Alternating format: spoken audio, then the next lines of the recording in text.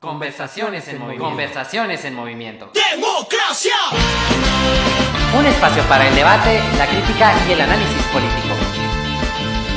Un programa del Observatorio de Movimientos Sociales, Observamos, por ML Medios TV.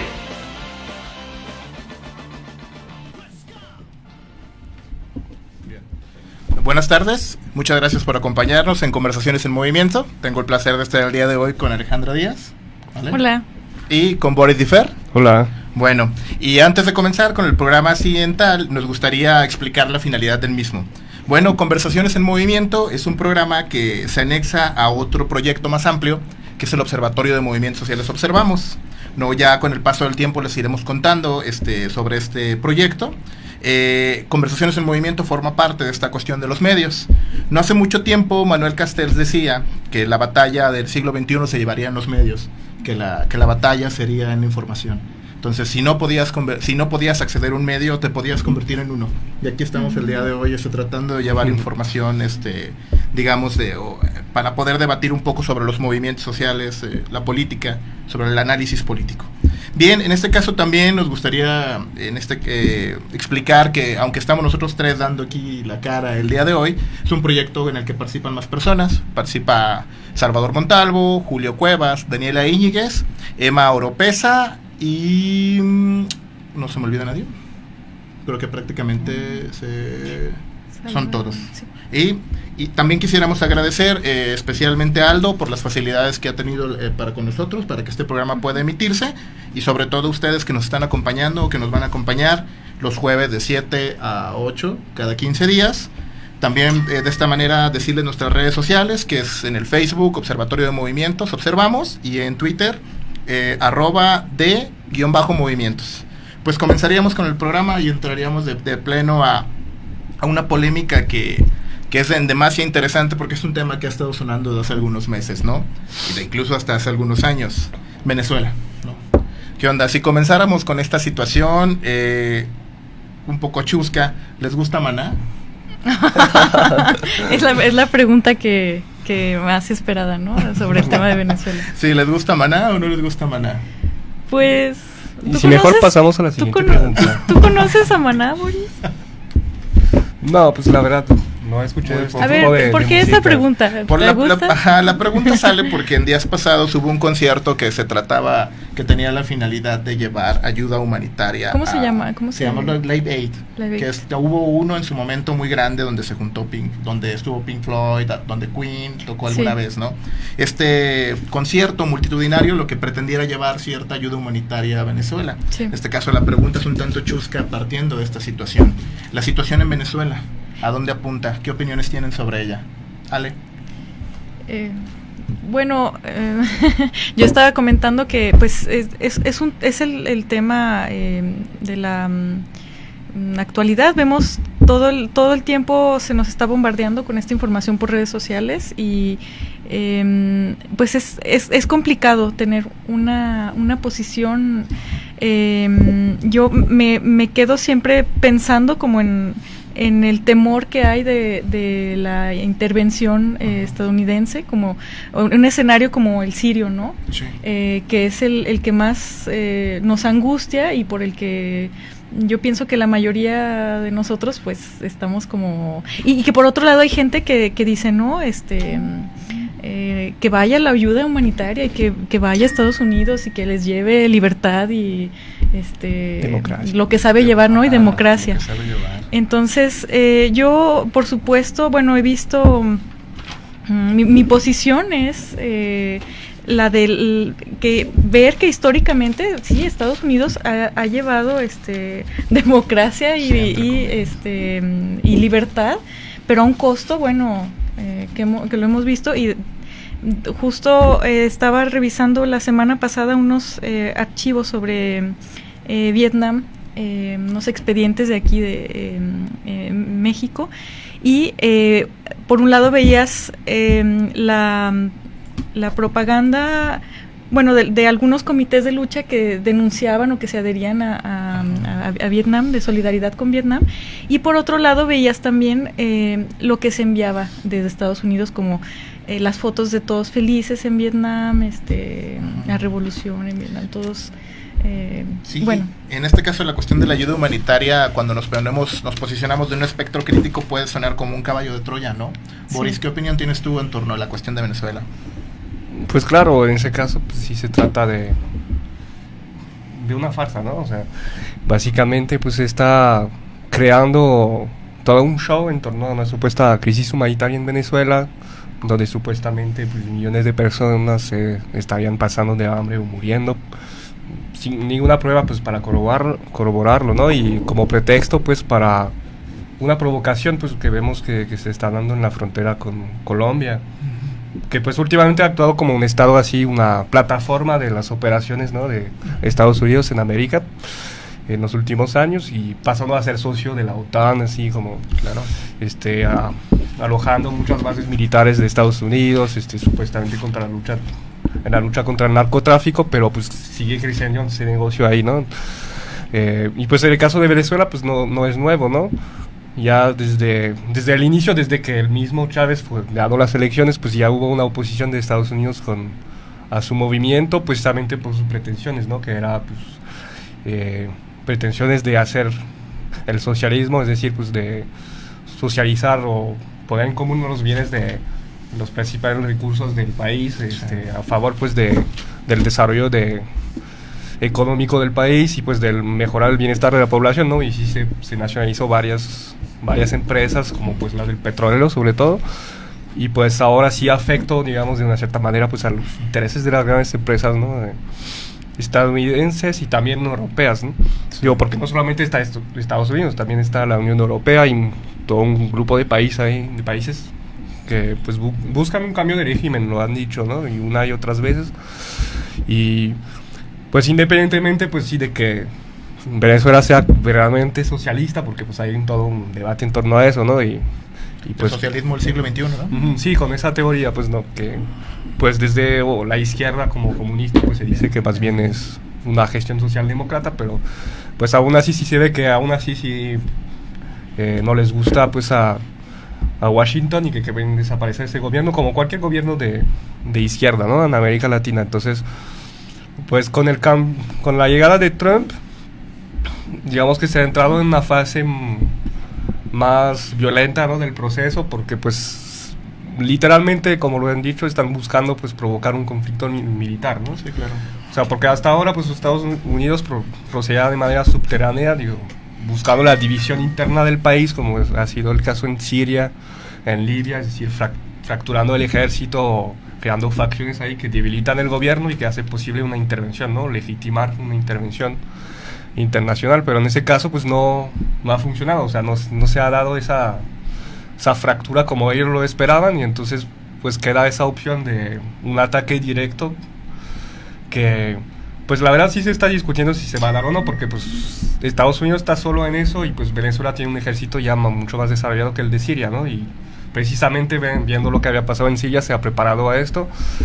Entonces también se piensa que se va a dar una guerra de desgaste con las sanciones económicas, el embargo que se ha puesto a Venezuela, pues tratar de desgastar al país hasta que se pueda provocar una fractura. Sí. Porque pues si no se provoca una fractura es muy difícil enfrentar los gringos lo aprendieron a las malas en Vietnam, ¿no? O sea, aún con una superioridad tremenda tecnológica, pues si el pueblo está unido en torno a un gobierno, pues no lo educas. Bien, Boris, justo para allá es donde me gustaría llevar un poco la cuestión de la discusión el día de hoy en torno a lo de Venezuela. Tras bambalinas discutíamos esta cuestión, la presencia de grupos también anarquistas o de izquierda radical, que de vez en cuando suelen como confundirse con la cuestión de la derecha, que es un tema súper polémico. Hablábamos de esta cuestión un poco ahí aritmética de que pues estar a la izquierda de la izquierda no te vuelve a la derecha, pero ¿qué opinión, por ejemplo, en este caso les podría dar? O sea, ¿no se podría estar en contra de Maduro como tal, en contra del gobierno de Maduro? Yo creo que por supuesto que sí, o sea, y es necesario ser críticos, porque pues el decir, el ponerse de un lado o de otro, o sea, definitivamente cuando se toma una posición política, pues se abandona otra, pero también tiene que haber quien cumple esa función crítica. Sí. no sé. En este caso, Boris, ¿tú qué opinión te da a estos grupos de izquierda radical? Bueno, en mi caso, pues no... Digo, claro que sí se critica a Maduro, ¿no? Y de hecho, pues del apoyo no va tanto a Maduro en sí como figura, pero sino en general al país, ¿no? En conjunto al pueblo de Venezuela, en cuanto entendemos que pues hasta ahora el legado del chavismo sí representa ciertas conquistas sociales que se pretendan desaparecer, ¿no? Uh-huh. Digo, pero pues también depende de los momentos, ¿no? De las coyunturas. En ese momento pues está muy polarizado en torno a eso de hacer caer el gobierno de Maduro como un medio pues de destruir pues todas esas conquistas sociales, privatizar pues los recursos naturales que habían sido socializados por Chávez. Uh-huh. Entonces ahí vemos que pues es una estrategia directa, ¿no? de saqueo literalmente del país, ¿no? Entonces en ese aspecto pues yo creo que sí se puede respaldar o estar en contra pues del golpe de Estado respaldando a este gobierno, pero coyunturalmente es provisional, es decir, por ejemplo está la postura del Partido Comunista de Venezuela, ¿no? Que pues ha hecho alianzas en varios momentos con el chavismo, pero sin pues perder su independencia, y han sido muy críticos del chavismo, hasta que a un momento hubo un pleito de que les amenazaron de ilegalización, ¿no? a este partido, porque pues criticaban que no se había gestionado bien la economía, no habían diversificado la industria, habían importado demasiado y había generado esa crisis económica, ¿no? Que el chavismo tenía su responsabilidad en la crisis económica que está viviendo Venezuela, pero pues al momento en que sí hay un intento ya pues, directo de golpe de Estado, pues sí se resiste a eso, ¿no? Para pues no dejar pues que pase eso, no más a pesar de la oposición que puede existir. También ha pasado en Siria casos de que cuando se polariza la lucha en un momento así tan crucial, pues sí se funden un poco los bandos, ¿no? Sí, claro, se tiende a para proteger una posición. Ajá. Y después ya que pase esto, pues ya se vuelve de nuevo a estar enfrentados. Ahora, la pertinencia, ¿no? De los medios de comunicación. Hace un par de días veíamos el caso del Jorge Ramos, se llama, que ahí estuvo un poco turbulento, se hizo todo un circo en torno a si lo dejaban entrar o no lo dejaban entrar, se habló entrecomillado de un secuestro. Hay varias fuentes, por ejemplo, hay compas de La Jornada que han estado allá y reportan otro tipo de situación. Entonces, como lo que ustedes están diciendo, me parece interesante de cómo son, digamos, se trata de visualizar diferentes realidades y de polarizar una situación en específico. En este caso, por ejemplo, ¿qué podemos decir de Guaidó? Podemos, en una lectura a la distancia, podemos decir que tiene digamos, quién está a favor de él, o del pueblo está con él, los militares están con él, o solamente es un político que en este caso se sube a la coyuntura por este caso. Les digo porque puede ser fallida la estrategia que están utilizando. Trajeron aquí a México a un golpista, a un sujeto, no recuerdo exactamente el nombre, que diera varias conferencias, y resulta pues que también era un sujeto que está acusado de violación en Colombia, ¿no? Entonces de repente habrá que ir con pie de plomo con esto. Pero ¿qué opinión les da Guaidó a ustedes en torno a la cuestión de la...? Pues creo que vemos pues que no tiene, al menos dentro de Venezuela, casi no tiene respaldo, ¿no? O sea, se ha visto algunas marchas de sus simpatizantes, que eran unos cuantos centenares de personas, ¿no? Y cuando pues, se ven a las marchas chavistas, pues ahí hay miles de personas. Y es que él ni siquiera representa a toda la oposición, porque antes estaba la MUD, ¿no? ¿Cómo se llama? La Mesa de Unión Democrática, no recuerdo bien, que ni siquiera están respaldando esto. Ellos ya habían entrado a dialogar con el gobierno de Maduro y habían aceptado, se habían negociado pues nuevas elecciones, pero reconocieron la victoria de Maduro y... O sea, había habido negociaciones, ¿no? Y este sector de Guaidó yo creo que representa como al sector más golpista, ¿no? En lo que en ninguna circunstancia quieren negociar con el gobierno de Maduro, pues solamente quieren dar el golpe, ¿no? Y quizás eso pues puede ser interesante pensando también en la postura de ciertos gobiernos que llaman al diálogo, pues, como pues el gobierno de México, ¿no? Exacto. No sé qué diálogo puede haber con gente pues que nomás... a mí, por ejemplo, me sorprendió un poco lo que dijo Mujica, ¿no? De que no a la cuestión de la guerra en Venezuela, pero es que salgan. Él propone que la salida de Maduro es una opción para que no haya eso. Entonces, habrá que pensar, ya pensando de manera más hermética, pragmática y pensando en números, ¿ustedes qué creen que pueda pasar si es que sí se llama votación? A mí me da una ligera impresión que volvería a ganar Maduro. ¿Maduro? Sí. Yo creo que sí.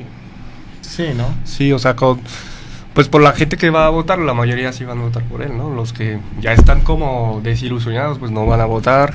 porque sí es cierto que la tasa de participación ha bajado mucho, sí, ¿no? Claro. En 10 años. Bueno, 10 años. Que llegó la crisis y que después el acoso, pues sí hay mucha gente que se desilusionó, bueno, también del gobierno, ¿no? Y pues tiene sus razones, pero sigue habiendo un sector así más o menos, que ya no es mayoría absoluta, pero que sigue apoyando, ¿no?, al chavismo, ¿no?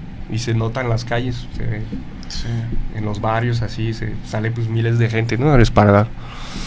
Entonces, si se da otras elecciones así, digo, ya se ha dado como otras, una y otras veces, ¿no? Y pues parece que la problemática viene más bien de ese sector que quiere dar un golpe a todo costo, ¿no? Y los intereses foreanos que están respaldando eso, ¿no?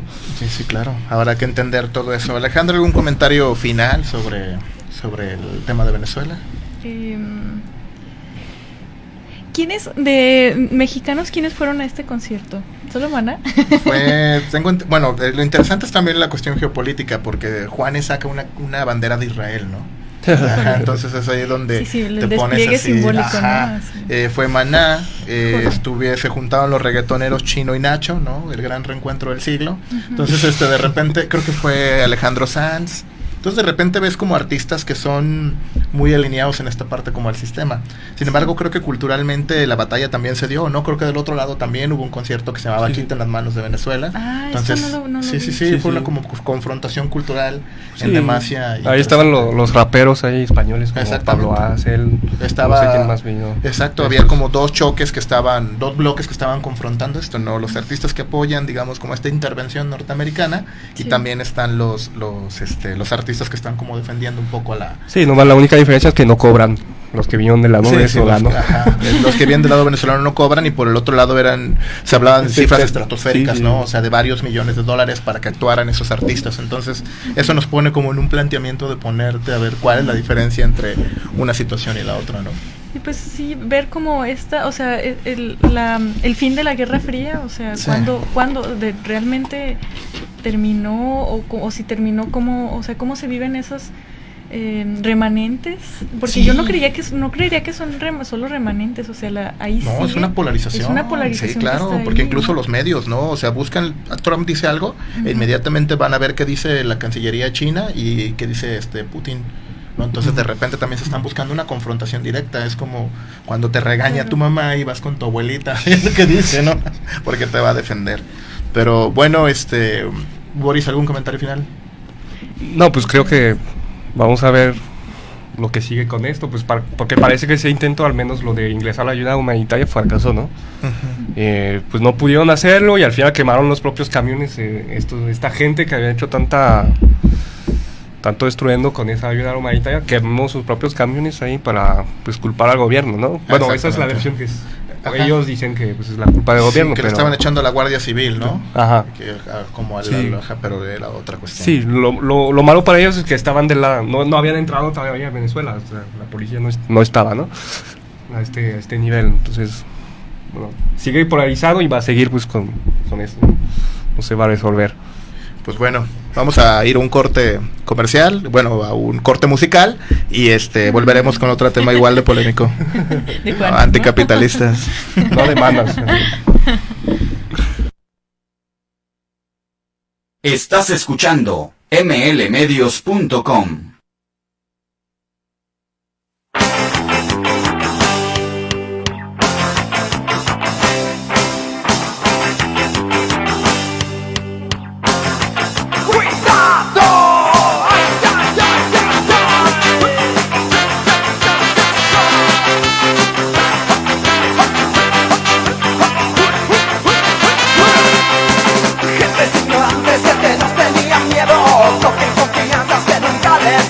Cobardes, que más de valientes hablan.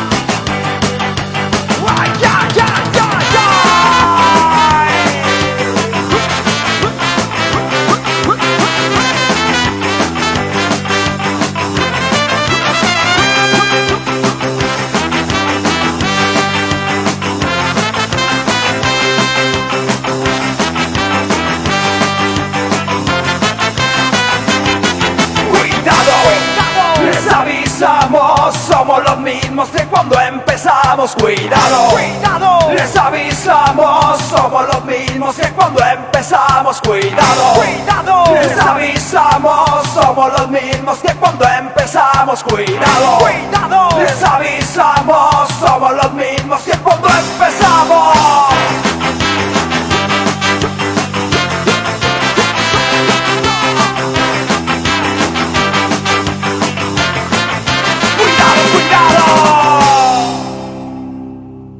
Estás escuchando mlmedios.com. Sí. A ver, pero déjame ver.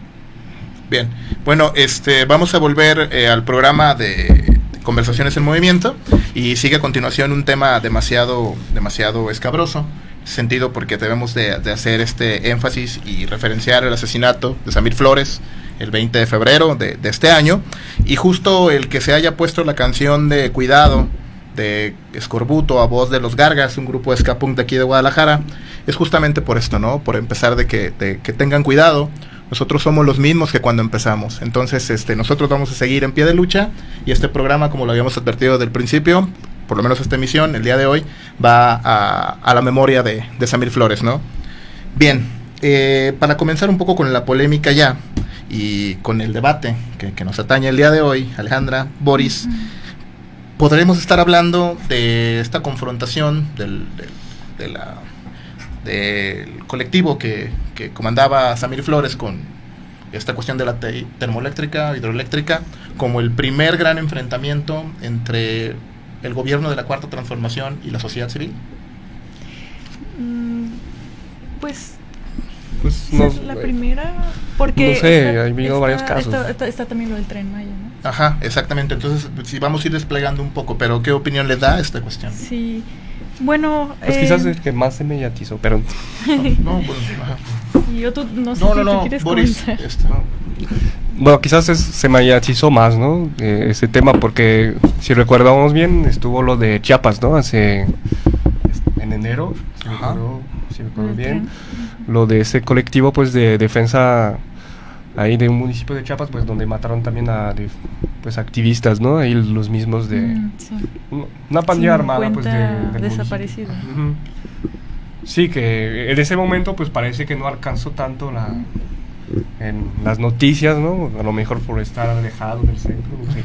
Pero pues con ese caso de Morelos ya se hizo más evidente, ¿no? Esa problemática de que, pues, aunque haya dicho López Obrador que ya se había acabado la corrupción, la guerra con el narco o otras cosas así, pues sigue la violencia, ¿no? Sigue estando aquí.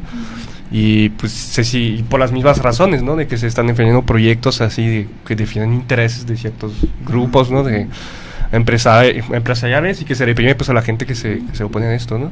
Bueno, eso creo que es el caso más reciente y brutal de... Sí, en torno a lo de Samir Flores hay muchas cosas que se podrían llamar la atención. Han salido varios documentos. Me tomaré al rato el tiempo para leer algunos puntos de uno en específico, pero me parece interesante, si es cierto, porque es lo mismo que hablábamos, por ejemplo, con Maduro, ¿no? Podemos entender o podríamos entender a Andrés Manuel como a la izquierda institucional. Sin embargo, que nosotros seamos críticos con Andrés Manuel no nos pone a la derecha en este caso, ¿no? Sí, claro. Somos críticos con él y debemos de criticar todo en esta parte, lo que creemos que no está siendo de manera adecuada esta cuestión de la Cuarta Transformación. Y hay algunos datos interesantes. Por ejemplo, sé que no es como poner una inyección y que el cuerpo, si lo ves de manera funcionalista, sería así. Pones una inyección y se acaba la enfermedad, ¿no? Pero son procesos estructurales mucho más complejos, de largo calado. Entonces no es que llegue una Cuarta Transformación y todo se vaya a acabar de golpe. De hecho, el dato es que creo que es el enero más violento del que se tiene memoria. Sí.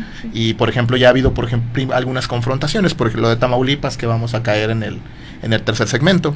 Pero por lo pronto esta cuestión de la hidroeléctrica sí me gustaría problematizarlo, pensar cómo va a ser en estos 6 años, y creo que más, porque creo que aspiran a gobernar durante mucho tiempo, la relación entre el gobierno de la Cuarta Transformación con una sociedad civil que ahora parece que aglutina más. Es decir, ahora aglutina sus críticos tradicionales, el PAN, el PRI, pero ahora va a aglutinar también a los que le estamos siguiendo la pista, ¿no? A los que estamos con lupa. ¿Cómo ustedes visualizan a corto, al mediano y largo plazo la relación gobierno-sociedad civil en México? Pues parece que sí hay un desencuentro en varios pues se ha dado en varios momentos, ¿no? Eso que mencionamos del Tren Maya, bueno, perdón, porque lo menciono así, si era el tema de la termoeléctrica, pero pues ahí salió a la luz, ¿no? El ZLN, pues con su oposición oficial al gobierno, ¿no? Que pues hasta lo acusaron de ser del PRI, ¿no? Así, los defensores de López Obrador, por mantener esa oposición que es, pues siempre ha tenido con los gobiernos anteriores, ¿no? Y pues por oponerse a ese proyecto, pues que sí es dañino para el medio ambiente, pues los territorios indígenas, ¿no? Y que pues va a estar al servicio pues de proyectos turísticos, de empresas, ¿no? Que van a destruir el medio ambiente, pues el tejido social de las comunidades, etcétera, ¿no? Y quizás en ese caso, pues no he estudiado mucho la cuestión, pero pues ya había un estudio bastante profundizado, ¿no? Sobre la cuestión de la termoeléctrica, que era un proyecto ya desde el gobierno anterior, y que era muy dañino, parecer, para el medio ambiente, ¿no? Y de ahí pues estaba el rechazo de la comunidad. Y no ha cambiado esa postura, pero vemos que el gobierno de López Obrador pues no ha escuchado, o pues ha tomado como ¿cómo se dice? La tangente. Sí, ha salido así, por la tangente. Por la tangente, así con una consulta, pues que pues, al final casi... Las consultas. Porque es un medio muy artificial, ¿no? Hacerlo, porque casi nadie participa, no es representativo. Están diseñadas, ¿no? o más bien, sí es representativo, pero están diseñadas para que estratégicamente para que se pueda. Como fue el caso del aeropuerto, ¿no? Exactamente. Que en ese caso, la mayoría, muchas personas pensaron, ¿no? Muy bien que se cuide el lago, muy bien que no se construya ese aeropuerto. Sí. Y estuvo la marcha FIFI, ¿no? O sea, que fue como, ay, estas personas, o sea, en su burbujita de cristal, y salen comodidad a marchar por eso, por esas necesidades que ellos tienen, pero así empezó esa queja, ¿no? Sí. Es que las consultas, la gente de Polanco decía, es que las consultas se hacen en ciertos lugares donde la gente va a votar, porque no se, por Santa Lucía. Y en el caso de Morelos, la gente de Morelos se quejaba, es que la mayoría no es ¿cómo se dice? Los lugares donde se hace la consulta, las comunidades, no es aquí mismo, dentro de la comunidad la más afectada. Sí, claro. Y qué bien que hayamos llegado a la consulta, porque hay un dato súper agresivo, y eso propiamente creo que sale de los mismos consultores de Morena, en medida que hace pues, el asesinato de Samir Flores, y todavía dicen que no es motivo suficiente para parar la consulta.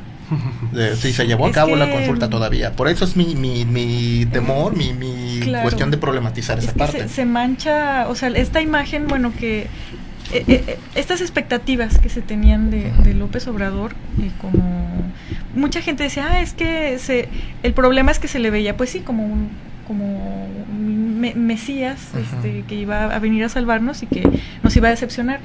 Yo en lo personal nunca lo vi como un mesías, pero no esperaba mucho de Andrés Manuel, pero no, tampoco esperaba que hubiera este tipo de, o sea, me dolió muchísimo. Sí. Entonces el que tú dices, no se para la consulta, o sea, y a mí me ha sorprendido, la imagen de López Obrador, que se había, o sea, en campaña es una actitud pues de mucha empatía, sí, como lo tuvo también con los padres de Ayotzinapa. Ajá. Entonces a mí los primeros días de la Cuarta Transformación me conmovía mucho, sí, ver esa empatía que no habíamos tenido, por ejemplo, con Peña Nieto, ¿no? Lemas, por ejemplo, abrazos, no balazos, y ya una vez en gobierno, Guardia Civil Nacional, aunque sea con mando ciudadano, ¿no? Pero... Y ahora es, lo vimos en el caso también de ¿cómo se llama? Donde fue el incendio de la explosión por el huachicoleo. Sí. Hidalgo, ¿no? Fue en Hidalgo, no recuerdo. No me acuerdo. Vamos a buscar el ajá. También tuvo, sí, una actitud de empatía, pero también de mucha firmeza, ¿no? Porque también es el presidente, ¿no? Entonces sí hay como viéndose el caso de Samir, es algo que que es muy muy reciente, que me está doliendo mucho. Sí, claro. Y sí afecta. Que es como mucha gente que veía a López Obrador como, a lo mejor que no esperaba, no como el gran mesías, pero que esperaba algo digamos, sé, una izquierda más moderada, o ese humanitaria, seguimiento, ¿no? o sea, ajá, exacto. Como incluso aquí en el caso de Jalisco, en Temaca, ¿no? Ajá. Gente que ha apoyado el Sí. caso de Temaca me decía, creemos que con Temaca va a pasar lo mismo. O sea, No, eso creemos. Sí, va a hay que ver pasar, cuál ¿no? es la agenda con este Entonces, tipo de cosas. exacto. Hay en cuanto a un clima emocional o un Ajá. campo emocional actual, he percibido esa. Bueno, y en torno a esto, por ejemplo, ¿tú qué visualizas, Boris? O sea, por ejemplo, pensando en los megaproyectos, la sociedad civil que resiste, los movimientos sociales que se van a suscitar en torno a la defensa de la tierra y en defensa de la vida misma, ¿no? ¿Qué opinión te da? ¿O cómo crees que van a ser tratados por parte de la Cuarta Transformación? Pues yo creo que pues están caminando hacia pues el mismo tipo de respuesta que se tenía en el gobierno anterior, ¿no? Digo, sé que vamos a hablar de este tema, pero no más para mencionarlo, no voy a entrar. Lo de Matamoros, pues las huelgas en el norte, pues vimos que poco a poco el gobierno muy rápido se dio la espalda, ¿no? A los trabajadores y respaldó a los empresarios. Entonces yo creo que lo vamos a tratar más a profundidad después, Claro. pero pues vemos que el gobierno pues no, pues ya hay un desencuentro entre sus promesas, las promesas que había hecho y que pues había obtenido el apoyo de sectores populares de pues, clase trabajadora, de la clase trabajadora, etcétera, ¿no? Comunidades indígenas, y pues lo que está haciendo ya ahora como gobierno, pues que pues finalmente ha pactado con muchos grupos empresariales, ¿no? Se lo sabe, ya desde finales de la campaña, pues también con la Coparmex hubo muchos encuentros, y pues sí se había dado garantías, ¿no? De que se iba a gestionar o pues defender las inversiones, ¿no? Eso tal cual lo había dicho López Obrador, y pues ahora es que eso es contradictorio, ¿no? Pues defender los intereses de los sectores populares y los empresarios pues están antagónicos, ¿no? Sí, Entonces, bueno, en esos casos muy concretos de megaproyectos pues lo vemos no planteado, y en esos casos vemos que el gobierno ha respaldado estos megaproyectos y desconociendo pues la voz de estos sectores, aunque todavía no necesariamente ha entrado en una represión sistemática como el gobierno anterior, pero yo creo que no va a tardar, porque también pues tiene que proteger un poco la popularidad que tiene, ¿no? Pero bien. Ahora, haciendo una analogía... Perdón, es Tlahuelilpan. ¿Mande? Tlahuelilpan, ajá. Haciendo una analogía entre el gobierno de Andrés Manuel López Obrador, la Cuarta Transformación, y la ola de gobiernos progresistas que se suscitaron en la década pasada en Latinoamérica, podemos hacer como si encontrar ciertas pistas, ¿no? También gobiernos que representaban en cierta parte de la población, que se acogían de buena parte de los movimientos sociales, ¿no? Que decían, bueno, necesitamos democracia. Es uno de los principales puntos, pero una vez que llegan al poder se convierten como un poco democracia, represores, no democracy. Ajá, no es tan democrático. Por ejemplo, en este caso podemos ver cosas que sucedieron, por ejemplo, en Bolivia, ¿no? Donde hubo represión a los indígenas que estaban en contra del proyecto de la megacarretera. Entonces no sé si podamos encontrar algunas situaciones muy similares, por eso es la pregunta. Estoy tratando de llegar al documento, lo tiene David Venegas, un saludo a la Alebrije, hasta Oaxaca, y hay algunos puntos que son primordiales para entender lo que está pasando en torno a esto. Es el comunicado de los pueblos afectados por la termoeléctrica en Morelos, y hacen un llamado a los medios de comunicación, a los pueblos de Morelos y México, a las organizaciones y colectivos comunitarios. Es un documento muy largo que les vamos a pasar por la página, la van a encontrar en la página de internet, pero lo que vamos a leer, voy a leer en este momento, son los 5 puntos, lo que están pidiendo. Señor presidente, exigimos que la Fiscalía Federal atraiga las investigaciones del asesinato de nuestro hermano Samir Flores. 2. La destitución del fiscal Uriel Carmona Gándara. 3. En base a la votación de los 9 municipios aledaños, reconociendo la decisión de las asambleas de Huesca y Hueyapan, que son los directamente afectados de este proyecto de muerte, proceda a la cancelación definitiva de la termoeléctrica de Huesca. 4. Establecer comunicación directa con los pueblos de la región oriente de los 9 municipios para definir, de acuerdo con los derechos colectivos, el desarrollo de la región oriente de Morelos. 5. Respeto a las garantías individuales y derecho colectivo de nuestros pueblos, que tenga la campaña de criminalización de lucha social. Entonces esto nos habla pues de cuáles van a ser a corto plazo los embates y los combates de por lo menos estos movimientos que están en defensa de la vida, ¿no? Que va a ser como una cuestión de confrontación. Creo que vamos a estar pasando a un corte musical en algunos minutos. 2 minutos más. Pues bueno, entonces, ¿les parece si leemos algunos eventos que hay para la semana? Sí. Bueno, bien, algunos eventos, invitarlos para mañana, sí. Mañana por parte del observatorio en Atemajac del Valle, específicamente en la calle de Emiliano Zapata y de Reforma, miren qué revolucionarios salimos. Vamos a estar proyectando cine en la calle. El proyecto se llama Ambulante, Cine en la Calle, y vamos a proyectar El Capitán Fantástico.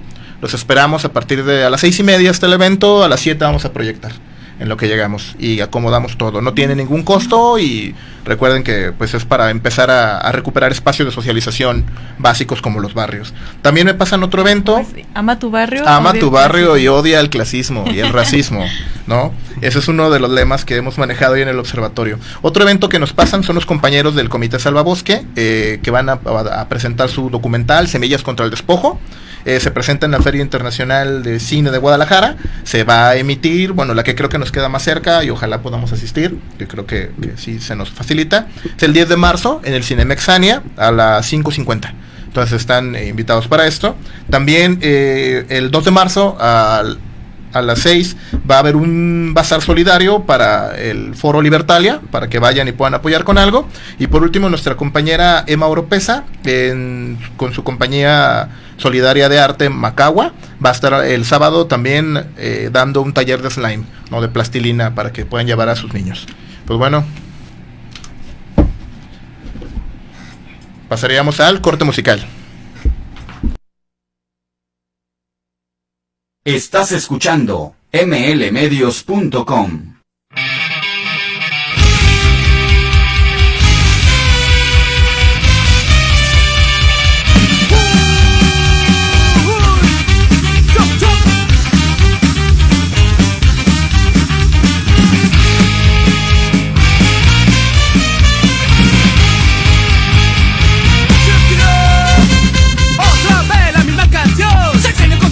Sigue la traición con todos los cobardes que se venden al poder, de los primermundistas que te vienen a joder, y no son los únicos que vienen a formar el club de los comprados por el puto capital. Vaya mierda ratonera nacional, ya todo esto, ¿quién tiene autoridad? Vamos siempre mundialista, manipulando cualquier nación, sigue abierta su lista, para otro puto traidor.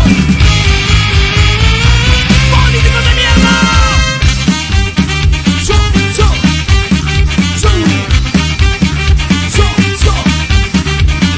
Sigue el cuento de todo gobierno y no más que hundidos. ¿Cuándo cambiará nuestro destino?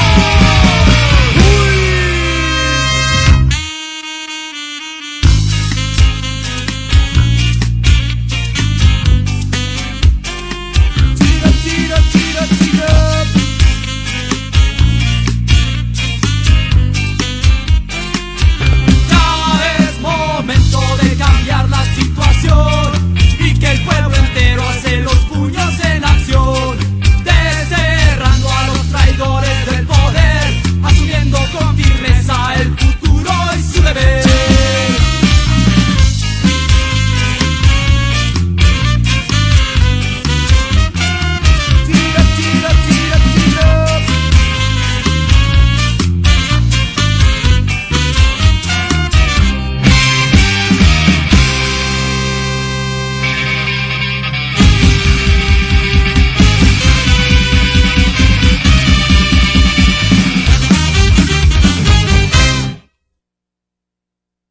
Estás escuchando mlmedios.com. Bien, bueno, la canción que escuchamos anteriormente es La misma traición de Oveja Negra y refleja mucho de lo que estábamos hablando, ¿no? Cada 6 años, la misma traición, sexenio tras sexenio, viene esta misma situación. Bueno, hemos llegado al último segmento del programa del día de hoy, en el cual vamos a tocar el tema de lo que está pasando en las huelgas en Tamaulipas y algunas situaciones alrededor del país. Creo que también tenemos algunos datos de la huelga de la UAM. Entonces sería interesante también mostrar esa parte. Boris, yo creo que aquí es donde tú debes de llevar la voz cantante y ahí vemos sobre la marcha qué es lo que puede salir a la discusión. Sí, bueno, para quizás contextualizar un poquito sobre esto, unos cuantos datos, ¿no? de cuándo y cómo surgió ese movimiento. Básicamente a principios de enero, ¿no? de este año 2019, en la ciudad de Matamoros, la ciudad fronteriza, ¿no? con Texas, en el norte del país, aproximadamente 45 maquiladoras se fueron a huelga, ¿no? O sea, bueno, los trabajadores, no las empresas, ¿no? Sino los trabajadores de esas maquiladoras fueron a huelga, pues exigiendo un aumento del 20% del salario y un bono de 32,000 pesos de productividad por cada obrero. ¿De dónde surgió eso, no? ¿Por qué ahora? ¿Por qué así tan masivo? Pues quizás tiene que ver también con, bueno, una coyuntura mundial que parece ser más proclive a esos movimientos, porque también en Francia, con los chalecos amarillos, en India, en Bangladesh, o sea, donde hay muchas maquiladoras, incluso más que aquí en México, ¿no? Han estallado pues movimientos similares casi al mismo momento, ¿no? Con demandas similares. Entonces parece que hay una coyuntura mundial de insumisión de pues, sectores trabajadores que hasta ahora pues habían sido casi invisibles, callados, o pues si había habido luchas pues eran muy fragmentadas, ¿no? Y ahora pues hay una ruptura en el sentido de que es masivo, pues al principio eran 70,000 y ahora pues ya se suman todavía más, ¿no? No tendría un conteo exacto del número, pero pues es todavía más. Pero al menos también en México hay particularidades, ¿no? La promesa de aumento de salario que tuvo el gobierno de López Obrador, sobre todo en los estados fronterizos, que iba a aumentar del doble el salario, ¿no? De 88 creo que era a 176 pesos, ¿no? Y se hizo ese aumento, pero pues las empresas lo compensaron recortando pues en otras áreas, ¿no? Como pues aguinaldo, lo que puede hacer, ¿no? Pagos de utilidades, etcétera. Y entonces los trabajadores pues para ellos no cambió nada, pues no hubo, que es como si no hubiera habido aumento del salario. Yo creo que eso fue lo que prendió un poco la chispa, ¿no? La chispa que prendió pues el fuego, perdón, y que pues hizo levantarse pues a toda esa gente, ¿no? Pero también el dato más importante creo es que por primera vez desde décadas pues, hay una victoria, porque pues casi básicamente todas esas huelgas de esa primera ola de huelgas que se dieron fueron victoriosas, ¿no? Salieron con pues las demandas aceptadas por parte de la patronal, que pues tuvo que ceder, aunque hay algunos casos de esas empresas que siguen estando en huelga donde ahí sí no se quiere aceptar las demandas y pues hay una confrontación más violenta, perdón. Pero posteriormente muy rápido, o sea, a finales de enero ya se dio, pues viendo ese ejemplo, empezó a contagiar, ¿no? Entonces hubo otra ola de huelgas en más maquiladoras, pero también en otras empresas que pues por lo general era como pues muy tranquilas, donde casi no pasaba nada, no sé, pues por ejemplo, bueno, en el caso de Walmart y otros trabajadores de servicios, ¿no? Así también se pusieron en huelga viendo pues esa situación y empezó a salir de los mismos límites del estado de Tamaulipas, porque vemos que pues empezó en toda la zona norte, ¿no? De muchas maquiladoras, de esos trabajadores de Walmart, también de la Coca-Cola, pues hay varias que, bueno, la primera fue la de Matamoros, que pues es quizás la más simbólica y de las que más se escuchan ahora mismo, y pues siguieron otras, ¿no? Y también hasta pues aquí o sea, parece que sobre todo esa situación está en el norte, porque pues en el resto del país, digamos que los sectores que se pueden en huelga ahora son sectores que ya tenían una cierta organización y pues una tradición de lucha, ¿no? Y que pues viendo esta coyuntura pues se metieron al barco para seguir el camino, ¿no? Sí, pensando un poco eso, Boris, en la cuestión de lo que se ha manejado, sí, por ejemplo, de que el capital no tiene... pensando un poco esa situación en la que hemos manejado también nosotros ya fuera del espacio y en espacios académicos, sobre la cuestión de que el capital no tiene fronteras, sobre tal. ¿Cuáles serían, por ejemplo, las complicaciones de que por ejemplo, la explotación del hombre por el hombre, pero el que salgan 45 maquiladoras o que estén en su puesto, pues sí ponen una connotación de desempleo? Me recuerdo Trump, ¿no? Hace un par de años, cuando fue lo de la fábrica de Ford, ¿no? Que le cumplió a sus trabajadores, ¿no? Que dijo, no se hace en México la maquiladora de Ford, se va a hacer allá en Estados Unidos. Y pues yo ese día estaba con un colectivo comunista, con unos compas, y no sabían qué pensar, porque por un lado estaban, les reventó la cabeza, afectaban a los trabajadores mexicanos, pero por otro lado estaba dando empleo a los trabajadores norteamericanos. De repente son ese tipo de situaciones. ¿Tú qué visualizas? Y también tú, Alejandra, te invito a la discusión. ¿Tú qué visualizas en torno a esta cuestión? El capital no tiene fronteras. Donde se pueda maquilar más barato, lo van a hacer y se lo iban a llevar. Se me va a entender. Si están maquilando aquí esas empresas en México es porque la mano de obra es sumamente barata. Pero, en torno a esto, ¿cómo visualizas esto? Un movimiento obrero que puede despegar, que puede volver a ser un boom, que puede hacer una confrontación y un contrapeso, y juntarse con otros movimientos que se están viendo, por ejemplo, los del que ya hablamos, de los movimientos en favor de la vida y en contra de la muerte y el despojo. ¿Qué visualizan ustedes a corto plazo? Digo, claro, pues con esas demandas era como pues de las necesidades más inmediatas que tenían estos obreros, ¿no? Y claramente pues no resuelven nada de la situación porque pues es como algo momentáneo, ¿no? Es decir, que en cualquier momento pues van a intentar de nuevo rebajar ese salario o intentar quitarles, ¿no? O aumentar los precios, etcétera. Así que es una cuestión que va a estar como resurgiendo de manera permanente, o sea, no se arregla nada más con una sola huelga, ¿no? Y de hecho pues hay represión también, quizás no lo mencioné, pero hasta ahora, pero hay mucha represión de las empresas contra los que lideraron esas huelgas, ¿sí? Que se despidieron. Entonces pues ha habido algunas cosas donde se pusieron de nuevo en huelga para exigir la reinstalación de los compañeros, pero pues en otros que no. Entonces pues vemos que, o sea, obviamente es una lucha que para pues lograr ya resultados de manera más a mediano plazo o largo plazo, pues sí tiene que salirse de los mismos marcos de una ciudad o un estado, ¿no? Tendría que ser pues en todo el país y conectarse también con Estados Unidos, al menos la zona económica, ¿no? Estados Unidos, Canadá, o donde sea que haya también maquiladoras, ¿no? En el mundo, pues también con el caso de India o Bangladesh, porque, o sea, está claro que cualquier victoria, pues no es adquirida para siempre y pues que se puede revertir, ¿no? Por ejemplo, no sé, pero en el caso de los países ahí que primer mundo, bueno, que se industrializaron y donde la clase trabajadora pues estaba muy explotada, pues ganaron muchas victorias y ahora pues deslocalizaron, ¿no? O sea, se fueron a otros países para evitar pues tener que pagar, a cumplir con esos derechos sociales laborales que se habían conquistado, ¿no? Entonces claramente pues es una cuestión mundial. Sí, claro, ¿no? Me recuerdo hace unos 15, 21 días tuvimos un seminario, el doctor Jaime Tamayo nos explicaba esa parte, ¿no? O sea, es el internacionalismo obrero el que puede empezar como a ver esta situación.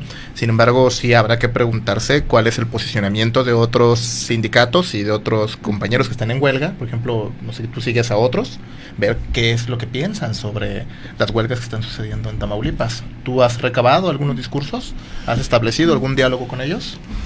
Yo he visto que en el caso de la huelga cuando estalló al principio de esto, pues casi se dieron cuenta posteriormente a que se dio la primera hora de huelgas, ¿no? Que había esa situación, ¿no?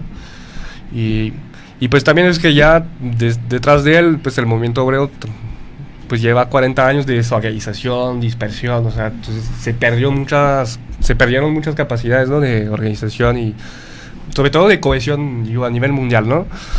Pero, por ejemplo, con el caso de la huelga de la Coca-Cola, pues sí he visto que se ha dado un trabajo pues de solidaridad y que se ha salido de las fronteras de México, ¿no?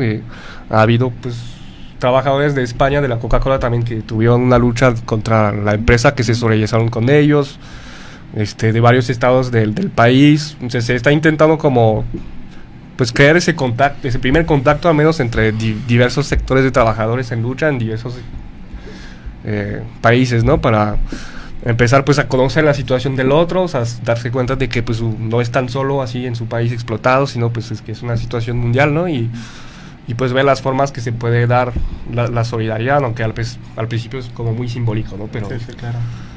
Pero pues se está intentando, yo creo, pues, ir más allá de eso, al menos, sobre todo cuando se tratan de multinacionales como Coca-Cola, ¿no? Sí, o sea, sí, claro, en este que caso. ahí pues es importante porque la empresa puede soportar una huelga de nada más una sola de sus sucursales sin perder, o sea, puede estar aguantando mucho tiempo. Entonces es distinto si hay muchos sectores que vienen a apoyar, ¿no?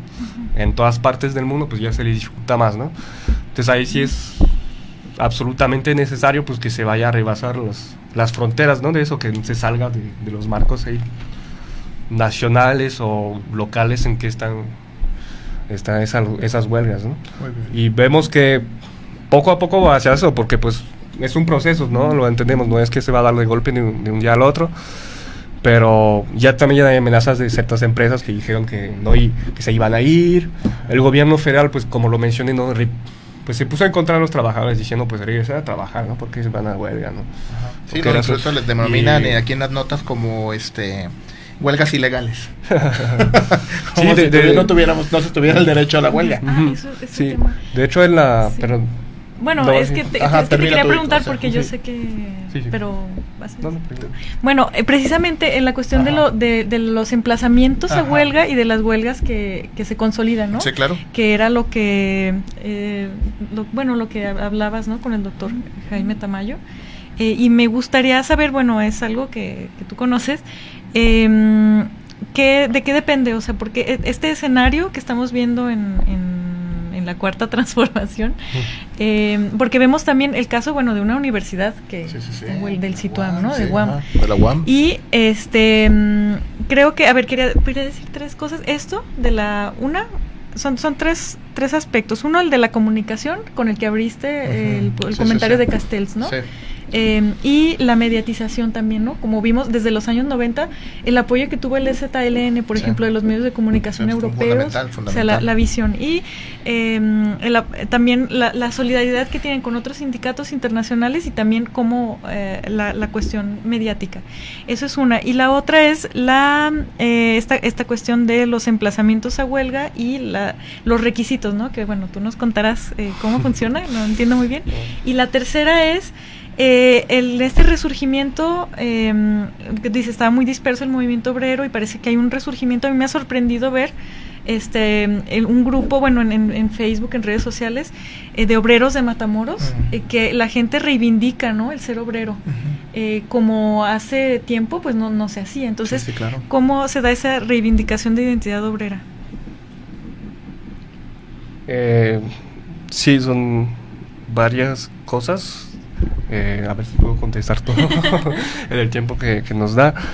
En el caso de la comunicación, un poco lo que había mencionado, que sí se está empezando a dar como ese trabajo, primero a nivel nacional, en el país que he visto, pues sí, de solidaridad entre distintos grupos, por ejemplo aquí trabajadores de Honda, los de la cooperativa Trado, que sí pues han salido ahí como pues a solidarizarse con los de Matamoros, pero que también pues los de Matamoros le han mandado saludos y solidaridad pues a los de la Honda que sufren de represión, ¿no? Por parte de la empresa.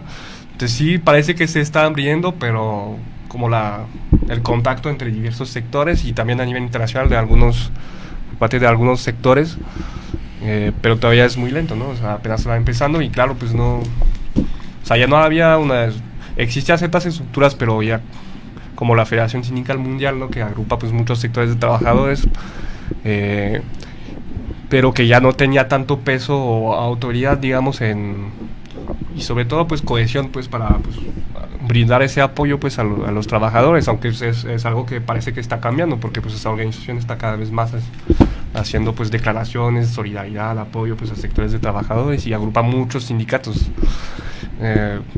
Y pues en vínculo con esa cuestión del resurgimiento, que sí pues parece que se está rompiendo, o sea, ya después de muchos años de aguantar, ¿no? Pues la represión, las humillaciones, además de la explotación, pues que es permanente, pues sí parece que está empezando a estallar eso, ¿no?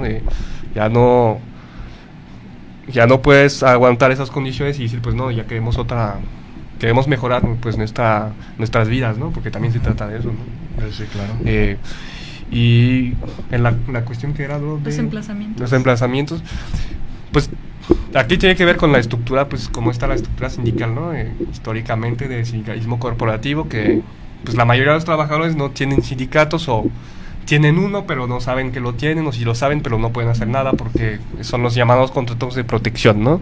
Es decir que un sindicato corporativo charro, como lo decimos, ¿no? En medio sindical, como la CTM, pues firma con la empresa de contrato colectivo, pero nunca avisa a los trabajadores y pues entre los dos te negocian las condiciones que obviamente van a ser a perjuicio de los trabajadores y pues ellos tienen que pagar sus cuotas, pero en ningún momento se les solicita pues su opinión sobre esto, ¿no? Entonces es un sistema pues que garantiza una explotación pues fácil para las empresas y pues control y represión de los trabajadores, ¿no?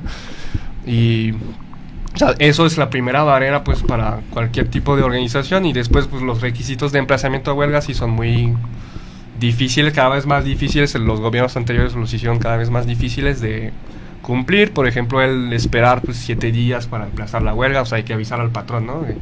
Primero, se tiene que cumplir con muchos requisitos en la solicitud de la Junta de Conciliación, que se van a desaparecer, ¿no? Y que ya van a pasar a otro tribunal. Y pues, obviamente, esa discreción de estos tribunales, declarar que la huelga es legalmente existente, y si no lo hacen, pues desconocen el derecho, de la ¿no? cuestión ilegal. Ajá. Boris, el tema nos da mucho. Yo creo que en 15 días en el próximo programa podemos empezar con esa situación. Noticias. Que se sufre Matamoros crisis por falta de Coca-Colas. Ahora el capitalismo nos va a matar de hambre, ¿no? Sí. Y de sed. Tenemos que tomar agua. Tenemos que tomar agua, ¿no? Hasta en la selva lacandona los zapatistas todo en coca. Bien, a lo que voy es, muchas gracias a ustedes por escucharnos el día de hoy. Alejandra, muchas gracias por estar aquí. Boris, muchas gracias. Aldo, gracias por todas las facilidades.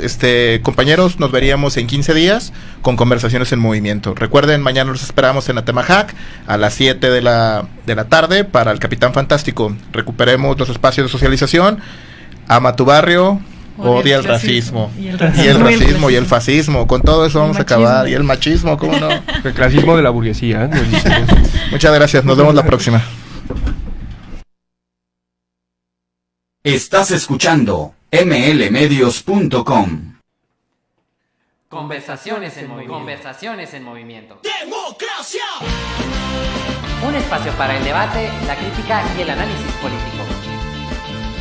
Un programa del Observatorio de Movimientos Sociales, Observamos, por ML Medios TV.